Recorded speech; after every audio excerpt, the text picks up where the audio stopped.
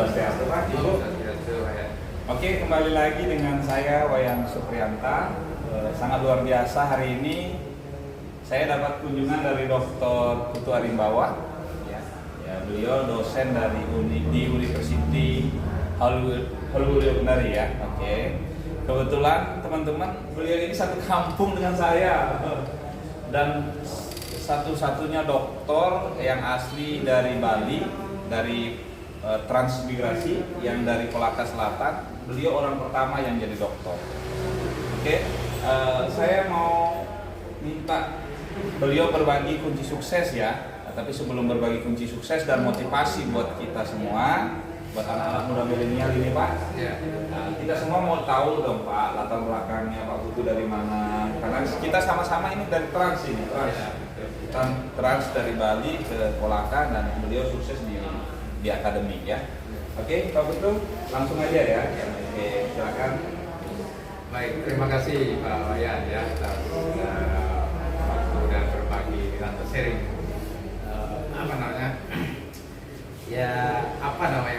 sharing pengalaman lah seperti itu. Jadi kebetulan Pak Wayan ini satu kampung dan jarang-jarang ketemu. Dan saya banyak ya mendengar histori yang suksesnya beliau lah. Nah, mungkin ya apa ya? Jadi kami ini mungkin Pak Wayan dengan saya sebenarnya sama-sama. Latar belakangnya dari transmigrasi, orang tua datang dari Bali, ke Pulau Sulawesi, khususnya Sulawesi Tenggara gitu ya. Ya ditempatkan di Kabupaten Kolaka, jauh sekali dari ibu kota ya.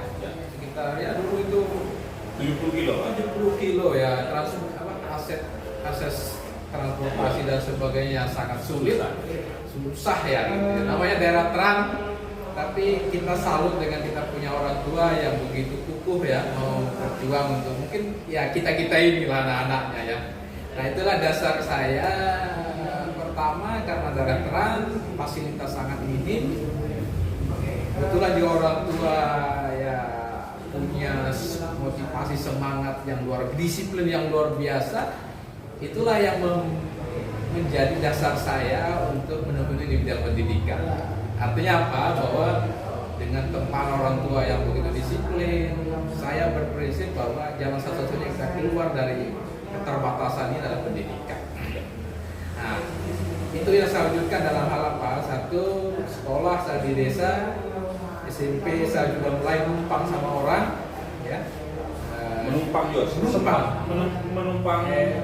tinggal. Jadi SMP itu saya sudah mulai numpang. Karena SMP itu jauh dari desa sebelah yang akses transportasi sulit, sehingga di SMP itu di kelas 3 itu sudah numpang karena mulai kita les dan sebagainya, kita mulai numpang.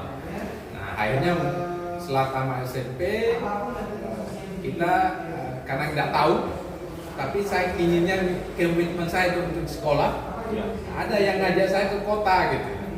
Nah, jadi orang di kampung yang dianggap ya, orang tua yang pikirannya maju, saya diajak ke kota gitu untuk di Kolaka ya, SMA. Numpang juga di situ. SMA-nya juga numpang. Wow. Dari SMP numpang ya. Numpang SMA. Nah, sampai di SMA itu saya alhamdulillah syukur Sukaro tinggal sama guru SMA. Dulu alumninya SMA 1. SMA 3 Kolaka. SMA 3 Kolaka yang dibunuh ya. Tapi tinggal di guru SMA 1. Ceritanya gitu. Jadi tinggal di guru SMA 1, sekolahnya di SMA 3. Ya. Jadi selama 3 tahun saya di situ untung karena komitmen saya ingin selesai cepat ya, kebetulan pada saya itu tempat tinggal saya kepala dinas dan saya akhir studi SMA jadi peringkat 2 terbaik. Nah, syukur saya karena apa yang menerima pada saat itu rapor saya itu adalah tempat tinggal saya, kepala dinas satu-satunya yang mengambil rapor di waktu SMA penlulusan itu adalah kepala dinas, saya ada orang petani. Ya, itu yang kesyukuran saya, sama saya ingat sekali. Ya, bapak saya Mali itu datang, dan satu-satunya kepala dinas yang hadir di situ. Yang diambilkan adalah saya sebagai anak petani. Setelah orang tua tidak sempat karena kesibukan, dan itu kesyukuran bagi saya. Ya, itu kemudian saya lanjut S1 bebas tes pada saat itu. Jadi pada saat pengumuman kelulusan S3, saya dijadikan lulus terbaik kedua dengan salah satunya bebas tes di Universitas Haluoleo. Nah, itu yang melatar belakangi saya, dan kemudian saya kuliah di S1, saya juga numpang di Kendari. Jadi kuliahnya juga numpang, Pak? Kuliahnya numpang. Jadi numpang terus ini, Pak. Pada saat itu ada kos, tetapi saya berprinsip begini. Saya lebih ketakutan kalau saya kos. Karena saya tidak punya siapa-siapa. Kalau numpang mungkin ada yang perhatikan saya. Ya, saya takut mungkin itu ya. Pak, kalau numpang ada yang membimbing mungkin saya, ada yang melihat saya. Karena memang niat saya harus sukses, harus berhasil. Setelah itu saya kuliah, saya numpang sampai selesai kuliah S1. Setelah itu karena pergaulan saya mungkin bagus atau mungkin pas seperti itu, saya kenal dengan beberapa dosen, teman-teman. Nah, diarahkan untuk studi lanjut. Gimana ya? Saya mau studi lanjut S2-nya. Tetapi dengan masukan itu saya konsultasi dengan orang tua mendukung. Akhirnya saya begitu selesai S1, saya lanjut S2 di Bogor IPB. Ya, S2-nya dia IPB. IPB ya. Pas selesai S1 2001 saya lanjut S2 IPB. Selama 2 tahun ya di IPB, 2 tahun selesai tamat. Nah, selama saya kuliah di S2 di IPB lah saya ketemu dengan orang-orang yang di Universitas Haluoleo, dosen-dosen di situ, saya bergaul dengan baik. Sehingga begitu selesai S2 saya ditawari untuk masuk di Universitas Haluoleo sebagai pengajar asisten gitu. Saya masuk setahun di situ, saya terangkat PNS di Haluoleo. Itulah sebentar ini. Kata saya juga jadi PNS itu juga memang mungkin karena jalannya. Ya. Saya ditemukan orang-orang yang pas, ya, yang pas, yang care terhadap saya dikit juga jalan seperti itu, ya kan tidak saya tidak mempunyai harapan untuk jadi PNS atau dosen lah, karena kita tahu kita siapa gitu ya. Kalau dulu tuh masih kental ya. Tetapi satu hal yang saya masih ingat itu bahwa niat kita, karena niat kita ingin lebih baik ya, dari keterbatasan waktu terang dan sebagainya. Saya diuntungkan dengan ada kebijakan punya pemerintah yang mempermudah saya. Karena saya pada saat itu S2-nya masih langka. Ada aturan pemerintah yang baru, S2 itu minimal dosen itu minimal S2. Nah, pada saat itu Pak, S2 masih langka. Kalau tidak S2 baru diturunkan S1. Nah, pada saat itu pas formasi saya, bidang saya dicari satu. S2. Ada satu-satunya Bapak ini? Hanya satu-satunya saya yang S2 pada saat itu dari kalau tidak salah 40 formasi dosen. Hanya jurusan saya yang satu pendaftar cari satu pendaftar saya. Jadi terus terang pada saat itu tahun 2005 pembukaan itu pendaftaran. Hanya saya memang dikenal lah di situ salah satu pendaftar yang dicari satu jurusan yang pendaftarnya hanya satu saja saya. Jadi ya ini suatu kesyukuran buat saya kalau tidak ada aturan kebijakan dari pemerintah. Ini sudah diatur Tuhan. Ya, mungkin itulah yang inilah. Tidak ada kebetulan. Tidak ada kebetulan, dan itu karena niat kita, karena doa kita, semangat kita, dan itu semua kita lakukan karena doa orang tua. Ya, itu yang mempermudah saya. Akhirnya saya bisa beraktivitas di kampus. Itulah yang ini saya Pak.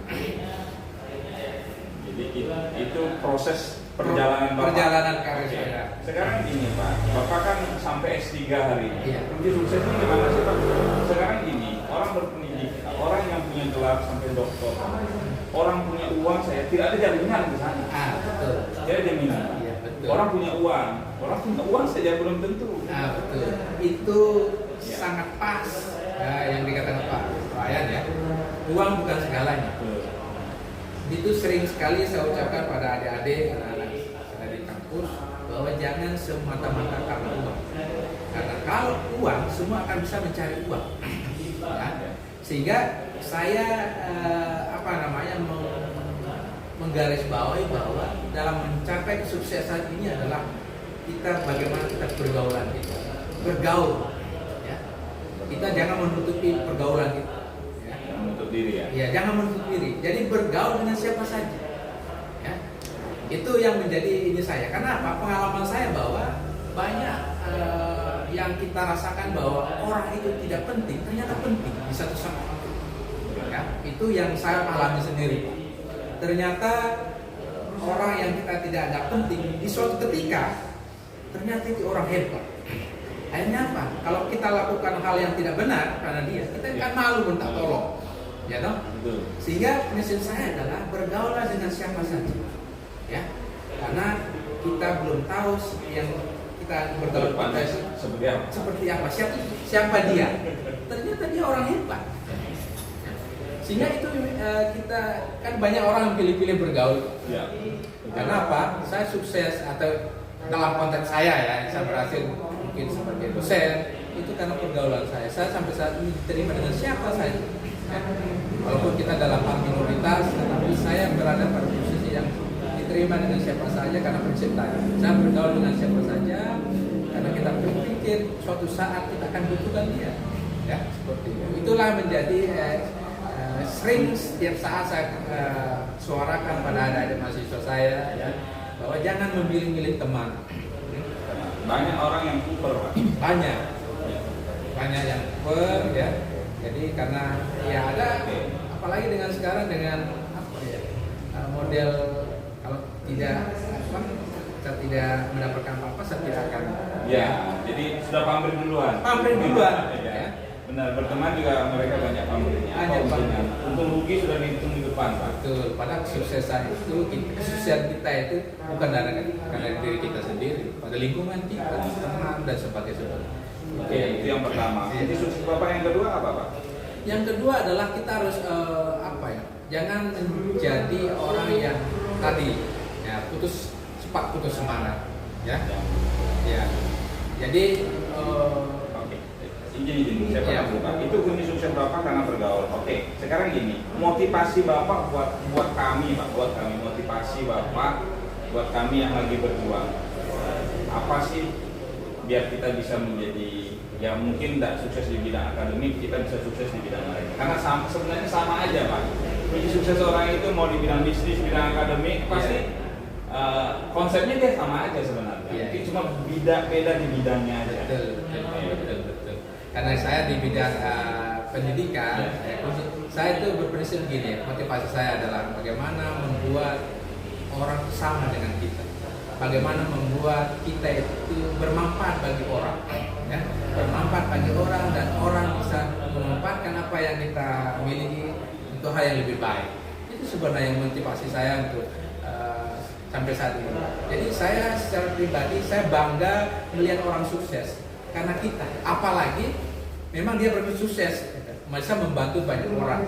Ya, kehadiran saya di sini sebenarnya itu adalah satu ingin memotivasi generasi muda bahwa tidak semua yang seperti yang bilang tadi orang berhasil itu karena uang. Tetapi bagaimana kehadiran kita itu bisa membantu banyak orang. Itu yang sebenarnya keangan-angan saya.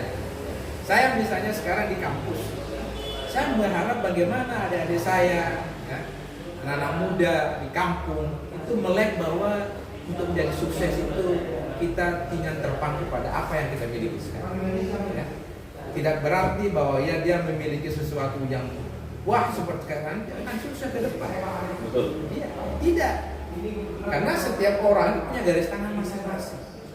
Nah, bagaimana kita mengelola itu? Dan saya ini mudah-mudahan hadir di sini itu bisa melihat, oh ini bisa. Bukan bisa karena orang tuanya. Ya. Saya itu orang tua dulu nggak seperti itu. Susah payah, luar biasa, banting tulang, berjuang untuk bisa hidup. Ya. Saya keluar dari kampung itu karena luar biasa didikan orang tuanya disiplin. Hari, pagi, siang itu sudah diplot apa yang harus dilakukan. Saya memberontak dalam arti apa? Memberontak, saya harus keluar dari lingkungan ini. Kedua, saya harus bisa melihat dunia luar. Kalau saya harus Berarti yang kedua tadi adalah keluar dari zona nyaman ya. keluar dari zona nyaman. Iya. Kita jangan berpuas diri. Karena apa yang kita rasakan ini sebenarnya baik. Kalau kita bisa keluar, jauh lebih baik. Terkadang kan kita melihat, wah ini sudah baik, tapi luar biasa. Begitu saya ketemu Pak Wayan, luar biasa. Masih bisa banyak hal yang bisa kita kerjakan yang jauh lebih bisa memberikan manfaat bagi orang banyak. Itu yang kita, kalau kita tidak bisa keluar dari situ, kita hanya terfokus pada apa yang kita pikirkan, akhirnya kita terjebak di situ. Ya, itu yang terus terang motivasi saya itu adalah bagaimana orang bisa menarik, tertarik pada apa yang kita bisa berbuat dan dia bisa berkembang. Lebih baik. Luar biasa Pak. Kita bisa bermanfaat buat orang lain. Itu yang pertama dari motivasi Bapak. Ya, sebaik-baiknya hidupnya orang, di mana orang itu bisa bermanfaat buat orang lain. Ya. Oke, berikutnya kita harus keluar dari zona nyaman. Ya, karena banyak orang hari ini perlu terfokus dengan orang tua. Oh, orang tua saya ada, saya di rumah aja deh, nanti warisannya ada gitu. Tapi kalau orang yang mau berhasil adalah orang-orang yang siap keluar dari zona nyaman. Salah satunya beliau dokternya lulusan dari Brawijaya Malang. Iya. Satu kampung sama saya dari BO. Ya betul. Salah satu kriteria memilih studi itu adalah kita mengenal wilayah daerah. S2 saya di Bogor, ujungnya Jawa. S3-nya di Malang, ujungnya Timur Jawa. Salah satunya tempat wisata. Sekolah sambil wisata Pak Wayan. Saya anak pertama lahir di sana. Oke, terima kasih Pak waktunya. Semoga ini bermanfaat buat adik-adik semua, teman-teman semua. Ya, beliau saya lihat dari latar belakang luar biasa. SMP, SMA dan kuliahnya numpang di rumah orang. Wow, keren. Dan itu sudah pasti wajib bangun subuh. Oh, sudah pasti. Sudah pasti wajib tidurnya malam. Apalagi waktu itu saya jamin belum ada mesin cuci, Pak. Belum ada. Cucinya muncul, pembukanya banyak. Oke, luar biasa motivasi beliau karena ini bermanfaat buat orang lain. Dia harus keluar dari zona nyamannya dan hari ini bisa memenangkan masa depan. Ya, mudah-mudahan. Ya. Sukses terus Pak Putu, mudah-mudahan cepat. Sukses juga Pak ya. Terima kasih, semoga kita juga ke strong. Sekarang. Ya, bisa pasti, karena arahnya kan pasti ke sana. Oke ya, terima kasih.